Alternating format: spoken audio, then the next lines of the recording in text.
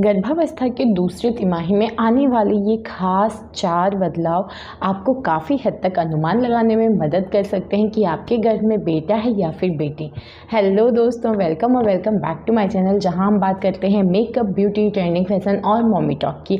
आज की वीडियो एक बार फिर से मैं लेके आई हूँ प्रेगनेंसी वीडियो। एक चीज़ के लिए मैं सॉरी बोलती हूँ क्योंकि इस वीक ना थोड़ी सी मैं बिज़ी थी, तो वीडियोज़ नहीं आ पाई हैं पिछले 4 दिन में, मतलब इस पूरे हफ्ते में वीडियो नहीं आई है, लेकिन उसकी भरपाई मैं करूँगी। तो मैं कोशिश करूँगी कि अब से लेके संडे तक, संडे नहीं सैटरडे तक रेगुलर एक वीडियो आपको ज़रूर मिल जाए।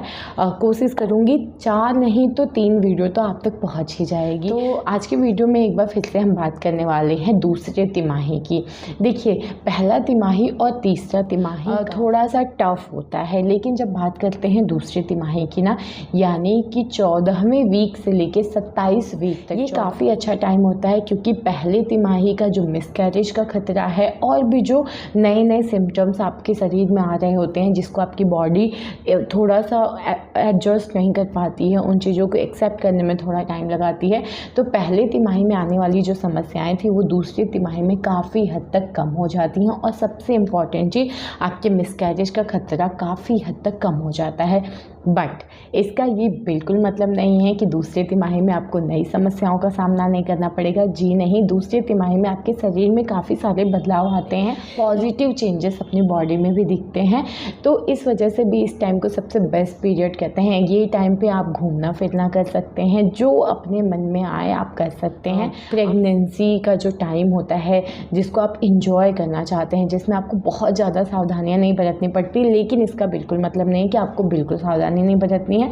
इस टाइम पे आप काफ़ी चीज़ों के लिए फ्री हो जाते हैं, तो जैसे ट्रैवलिंग करना, थोड़ा बहुत वॉक करना, एक्सरसाइज करना, इन सब चीज़ों के लिए और खाने के लिए, तो इन सब चीज़ों के लिए आप फ्री हो जाते हैं। तो ये टाइम थोड़ा बेस्ट होता है प्रेगनेंसी के, क्योंकि पहले और तीसरे तिमाही में आपको बहुत सारी सावधानियों का ख्याल रखना पड़ता है। तो आज की वीडियो हम बात करने वाले हैं दूसरे तिमाही की, और दूसरे तिमाही में हम बात करेंगे कि आपके शरीर में कौन कौन से बदलाव आने शुरू हो जाएंगे और वो बदलाव किस तरफ इशारा करेंगे। क्या ये बदलाव आपको बता सकते हैं कि आपके घर में बेटा है या बेटी? क्या ये सटीक संकेत होता है? तो मैं पहले ही बता दूँ, हम बात करते हैं बदलावों की, सिम्टम्स की। मैं बिल्कुल बात नहीं कर रही हूँ अल्ट्रासाउंड की, क्योंकि अल्ट्रासाउंड ही एक ऐसा सटीक तरीका होता है जो आपको लिंग का सटीक आंसर देता है कि बच्चे का लिंग क्या है। लेकिन हम बात करते हैं अनुभवों की। जब हमारे पास हॉस्पिटल या अल्ट्रासाउंड की इतनी फैसिलिटीज़ नहीं थी, उस टाइम पे कई बार आपके सिम्टम्स को, आपके बदलाव को देख के हमारे बड़े बुजुर्ग बता देते थे कि घर में बेटा है या बेटी। तो हम भी उसी सिम्टम्स के, उन्हीं बदलावों की बात करेंगे। एक बात मैं पहले ही बता दूं, मैं या मेरा चैनल लिंग परीक्षण को बढ़ावा नहीं देते हैं। अगर आप ऐसा करवाते हैं तो आपके हॉस्पिटल को और आपके डॉक्टर को सज़ा हो सकती है। एक और बात बता देती हूँ, अगर वीडियो आपको अच्छी लगे, यूज़फुल लगे, तो प्लीज़ प्लीज़ प्लीज़ चैनल को सब्सक्राइब कर दीजिए, बेल आइकन को प्रेस कर दीजिए, ताकि जैसे ही मैं वीडियो अपलोड करूँ आपके पास नोटिफिकेशन पहुँच जाए। तो अब बिना किसी देरी के वीडियो शुरू करते हैं।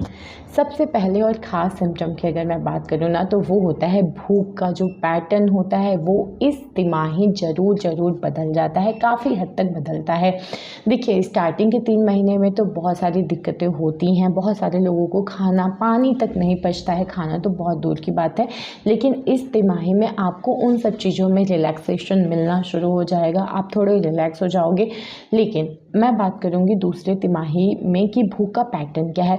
पहली तिमाही में आपके साथ जो भी चीज़ें हुई हैं, खाना पचा है नहीं पचा है, अगर वही चीज़ें कंटिन्यू हैं आपके दूसरे तिमाही में भी, कई बार होता है प्रेग्नेंट औरत को बहुत ज़्यादा भूख लगना शुरू हो जाती है। बहुत औरतों के साथ होता है कि उनको कम ही भूख लगती है, पर ये जो तिमाही होता है ना, इसमें बच्चा काफ़ी तेज़ी से ग्रो कर रहा होता है और उसको पोषण तत्वों की ज़रूरत होती है। तो आपको हो सकता है कि भूख का जो अभी तक जो तालमेल बिगड़ा हुआ था, खाना नहीं खाने का मन होता था, इस तिमाही आपको खाने का पैटर्न थोड़ा सुधरा हुआ लगेगा।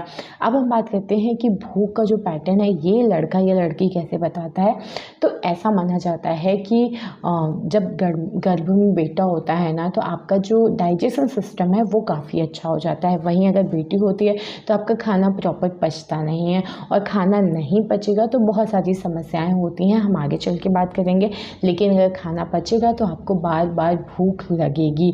तो इसी से हम अनुमान लगा सकते हैं कि अगर आपको बहुत ज़्यादा भूख लगना शुरू हो गई है, बार बार आपको भूख लग रही है, थोड़ी थोड़ी देर पे आपको खाने की ज़रूरत महसूस हो रही है, तो कहते हैं ये एक लड़का होने की तरफ इशारा करता है। वहीं अगर आपका डाइजेशन सिस्टम बिगड़ा हुआ है, खाना प्रॉपर नहीं पच रहा है, तो आपको खाना खाने का ज़्यादा मन नहीं होगा। और अगर आपके साथ यही समस्याएं बनी हुई हैं पहली तिमाही से लेकर दूसरी तिमाही में भी, तो कहते हैं कि ये एक लड़की होने की तरफ इशारा करता है। अब हम बात करते हैं दूसरे सिम्टम की, और ये काफ़ी खास बदलाव होता है, वो होता है हार्ट बर्न यानी सीने में जलन। ये समस्या बहुत कॉमन होती है, आपने देखा होगा, और ये समस्या मैंने भी फील की है। तो आप समझ गए होंगे कि मैं बात कर रही हूँ सीने में जलन की, पेट में जलन, या जैसे सीने में जलन होता है, गले में जलन होता है, एक एसिडिटी की समस्या होती है, कुछ भी खा लो, पानी पानी पीने का मन होता है, लेकिन उससे भी उस समस्या से निजात नहीं पाते हैं। तो दूसरी तिमाही में ये भी एक खास बदलाव होता है जो आपको महसूस होगा। आपके सीने में जलन होगा, गले में जलन होता है, एसिडिटी की समस्या बनी रहेगी, गैस बनेगी तो कब्ज की समस्या रहेगी। सेम वही चीज़ है, प्रॉपर आपका डाइजेशन नहीं हो पा रहा है। इसके पीछे एक और चीज़ मैं आपसे कहूँगी कि हो सकता है आपकी बॉडी डिहाइड्रेट हो, आप पानी प्रॉपर नहीं पी रहे हैं, या फिर कोशिश करिए लिक्विड चीज़ें ज़्यादा लेने की, और वो चीज़ें बिल्कुल ना खाएं जिससे आपको एसिडिटी की समस्या होती हो। तो देखिए, अगर ये सारी चीज़ों का ध्यान दे रहे हैं इन चीज़ों पे, उसके बाद भी ये समस्या आपके साथ बनी है, तो कहते हैं ये एक लड़की होने की तरफ इशारा करता है। वहीं अगर आपको सीने में जलन की समस्या नहीं है, गले में ज़्यादा जलन की समस्या नहीं है, एसिडिटी की समस्या नहीं है, कब्ज की बहुत ज़्यादा प्रॉब्लम नहीं है, कभी कभार ये सिम्टम्स देख सकते हैं, लेकिन मैं बोल रही हूँ रेगुलर बेसिस पे अगर अक्सर आपके साथ हो रहा है तो ये लड़की होने की तरफ इशारा करता है। वहीं अगर कभी कभार हो रहा है तो ये लड़के का भी सिम्टम होता है। तो इस तरीके से भी आप अनुमान लगा सकते हैं कि घर में बेटा है या फिर बेटी है। अब हम बात करते हैं तीसरे और ख़ास सिम्टम की, वो होता है बैक पेन। मैं कमर में दर्द की बात कर रही हूँ, और ये बहुत ही आम समस्या होती है। देखिए, दो चीज़ होता है, पहली आप वेट गेन कर रहे होते हैं, आपका शरीर भारी हो रहा होता है, वज़न आपका बढ़ा होता है। दूसरा, आपका बेबी ग्रो कर रहा होता है, आपका बच्चा बढ़ रहा होता है, और बच्चे का वज़न जो होता है वो आपके पेट पे आता है, तो रीढ़ की हड्डी में दर्द होना बहुत ही आम बात है। लेकिन देखिए, कुछ औरतों में आपने देखा होगा अक्सर बैक पेन की समस्या होती है। तो ऐसा मानते हैं कि अगर गर्भ में बेटा हुआ ना और वो नीचे की साइड है, तो आपकी रीढ़ की हड्डी पे, कमर पे ज़्यादा ही लोड पड़ेगा। तो अगर ऐसा हो रहा है तो आपके कमर में दर्द होगा, पेट में दर्द होगा, और कूल्हे में भी आपको दर्द महसूस होगा। तो अगर इस टाइप की समस्या आपके साथ बनी हुई है सेकेंड तिमाही में, मतलब दूसरी तिमाही में भी, तो ये एक लड़का होने की तरफ इशारा करता है। वहीं अगर कमर में दर्द कभी कभी हो रहा है, या फिर कमर अगर आपको उठाने में समस्या हो रही है, आपका वेट बहुत ज़्यादा कमर के चारों तरफ बढ़ा हुआ है, आप मतलब चारों तरफ से फैल गए हैं ना, तो हो सकता है कमर को उठाने में समस्या होगी, या करवट लेने में आप दिक्कत महसूस होगी, तो ये एक लड़की होने की तरफ इशारा करता है। और ये समस्याएं ना मेरे साथ रही हैं, चाहे वो सीने में जलन की समस्या हो या फिर कमर उठाने की समस्या हो ना, ये सारी समस्याएं मेरे साथ रही हो। और आपको पता है मुझे बेबी गर्ल हुई है, और इस तरीके से भी आप अनुमान लगा सकते हैं कि घर में बेटा है या फिर बेटी है। एक और ख़ास बदलाव की मैं बात करूँगी, वो होता है चौथा बदलाव, जो कि होता है सिर में दर्द। जी हाँ, सिर दर्द की समस्या से भी आप पता कर सकते हैं घर में बेटा है या बेटी। सिर में दर्द हो रहा है ना, तो इससे भी निजात पाने के लिए, इससे छुटकारा पाने के लिए, तो सबसे पहली चीज़ यही है कि आपको ढेर सारा पानी पीना है, क्योंकि डिहाइड्रेट बॉडी में भी सिर में दर्द की समस्या बनी रहती है।